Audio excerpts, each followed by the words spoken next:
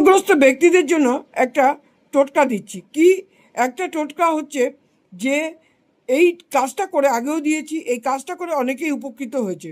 যারা ঋণগ্রস্ত, ঋণ নিয়েছে, লোকে থেকে টাকা নিয়েছে, তাহলে কি করবেন, বুধবার দিন আপনি কিছুটা চানা ডাল নিন, চানা ডাল নিয়ে আপনি সেটাকে আপনি ভেজান, ভিজিয়ে পরের দিন বৃহস্পতিবার কি করবেন, ওইটা আপনি দিনের বেলাতেই ওটা আপনি ছেঁকে আলাদা করে নিলেন। এরপরে কি করবেন, যখন কাজটি করবেন আপনি বেলা 12টার পর করবেন, 1টার পর করবেন।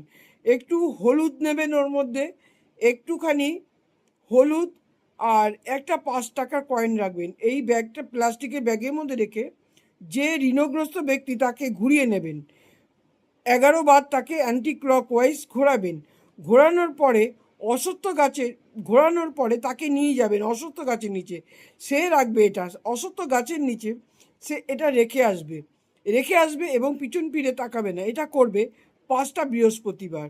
এটা করুন, দেখবেন আপনি যত ঋণ নিয়ে থাকুন অবশ্যই আপনি ঋণ থেকে মুক্তি পেয়ে থাকবেন।